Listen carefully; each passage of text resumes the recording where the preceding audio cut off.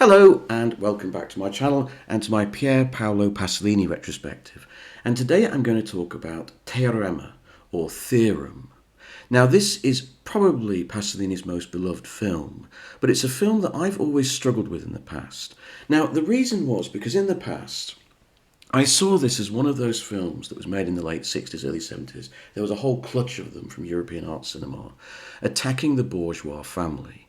And I thought this was the most unsubtle and rather sledgehammer version of it, where Terence Stamp turns up as this young guy in this Italian bourgeois family, and he proceeds to seduce every single member of the family. The father, the mother, the son, the daughter, even the maid. And I thought this was a rather crass idea. What I realised revisiting it after all these years is I took it far too literally. This is a lot more complex and a lot more cynical, but very clever and intelligent film than I'd given it credit. And actually, I've realised now that I missed it completely when I was younger, and it's a real masterpiece. First of all, it's an erotic masterpiece. We should say that right from the very beginning, before we go into the politics of it. Now, the film starts in an almost documentary style, and you've got this film crew outside a factory, and the owner has decided to hand the factory over to the workers. And the media are saying, is this an example of the bourgeoisie trying to turn everyone into the bourgeoisie? Now, that's the kind of thing that when I was younger, it used to trigger me a bit. I thought this is one of these kind of boring dialectics that leftist artists and filmmakers shove into movies. And it's like, oh yeah. Now, that question hits me. Because now I feel very strongly that we live in a society where the bourgeoisie is trying to make everyone like them. You know, I went to private school in England, and Pasolini went to private school in Italy.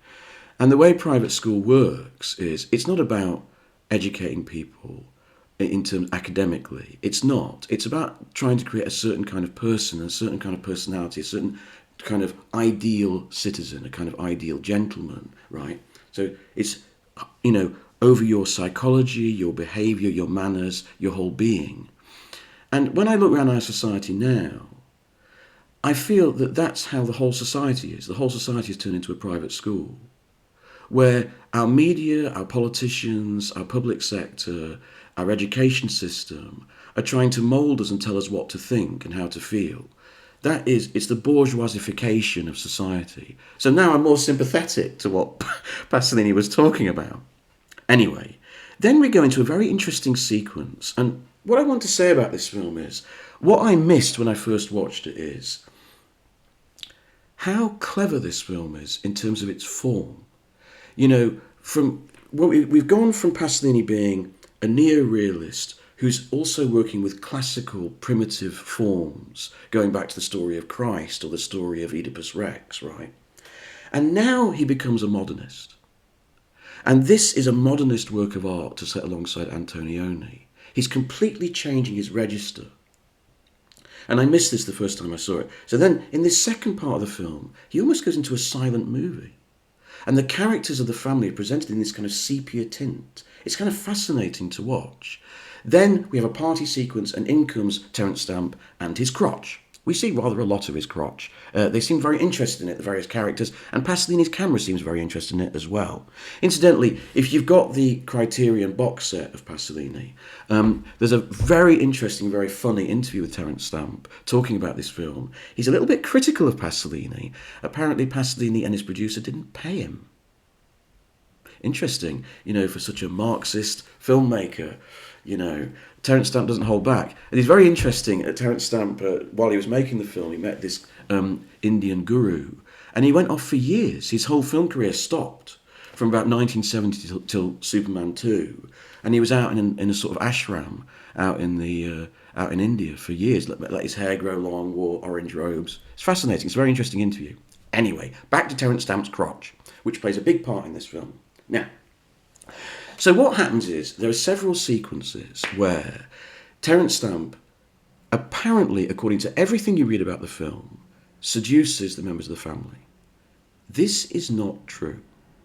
And this is what I got wrong when I first watched it. It's more complicated than that. He doesn't seduce the other members of the family. what he does is he answers their needs. They project onto him what they desire, what they need, and he, like an angel, supplies it. So first of all, we have the maid. The maid is very religious. She sees him almost as a Christ, as a Christo. So he is fulfilling her need for a Christ in her life, sexually, right? Then we have the son. Now the son could be, closet gay, but he's also a developing artist. And meeting Terence Stamp, gives him the chance to sort of blossom and discover that side of himself. The wife is bored in her marriage. She wants something more sexually fulfilling. Terence Stamp gives it to her. The daughter is looking to lose her virginity, to prize herself away symbolically from the father figure, to discover men, so he has sex with her. And so on and so forth. And then we get to the head of the family, the paterfamilias, who is starting to feel guilt about his status as a wealthy bourgeois. So instead of sort of having sex with him, Terence Stamp sort of becomes his kind of nurse, and tends to him. So in each case, what's happening is, it's not a proactive seduction, a separation, fragmentation of the family, as it's often characterized as being. That's not what's happening. What's happening is each of the individuals goes to Terence Stamp, almost seducing him, and he just, lets them do it, and he gives them what they want. That's a key factor in what Pasolini is talking about in the play, in the film rather. Because then what happens is this. Halfway through the film, he disappears. He gets a letter from a friend and he goes off. We never see him ever again.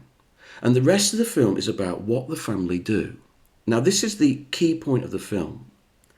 This meeting with this Christ, this angel of Terence Stamp and his crotch, is something that changes their lives. It changes them.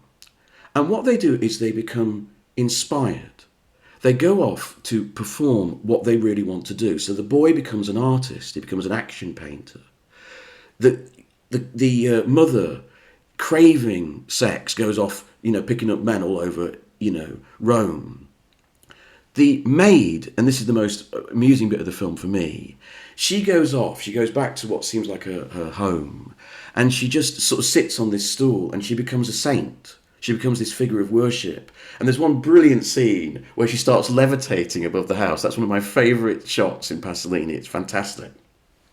So they discover themselves and they go off on their own sort of spiritual, almost quasi-religious journey. But at the same time, they're trapped. They can never really get past their relationship with Terence Stamp, right? This angel that came into their lives, and they become stuck in a groove. So the artist is constantly trying to capture him on canvas in some way. The mother is constantly trying to find as great a shag as Terence Stamp was, and is screwing every bloke in town, right? The girl goes into a catatonic state because she can no longer have him. The maid, for all that she becomes a saint, all she does is sit on a stool. And then, right at the end of the film, she actually immolates herself. She actually has herself buried alive. And Pasolini is making the point that for all this enlightenment, that this Christ figure, this new sort of ideology in their life, which could be religion, it could be Christianity, it could be communism or Marxism, right? They're trapped in it. They don't know how to move forward and develop from it. It inspires them, it invigorates them, it pushes them to new lengths, but essentially they're trapped. And this culminates in one of the most extraordinary pieces, I'd forgotten it actually, where the paterfamilias, the father figure, he walks through Milan train station.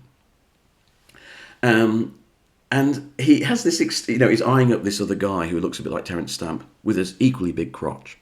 And eventually he just sort of collapses inwardly and he starts taking off his clothes. And Pasolini has the camera pulled back. And I think that the actor actually did it. And the members of the public were just members of the public watching. And he actually has him just taking off his clothes, naked, well, down to his pants in the station. It's an extraordinary shot. And then we go back to this image that's gone all the way through the film.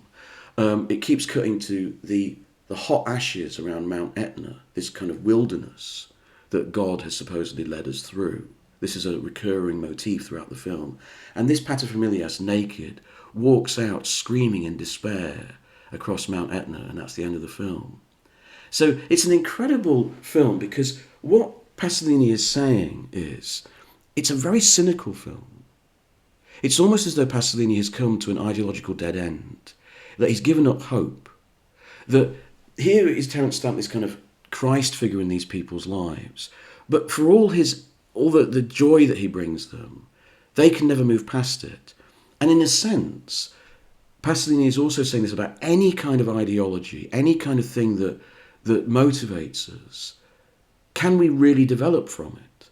Is he also saying this about communism and Marxism? Because after all, one of the things that the father figure does is he, after his time with Terence Stamp, he gives up, right, the company he owns, to the workers. He gives it up to the labour, right, the sort of Marxist idea.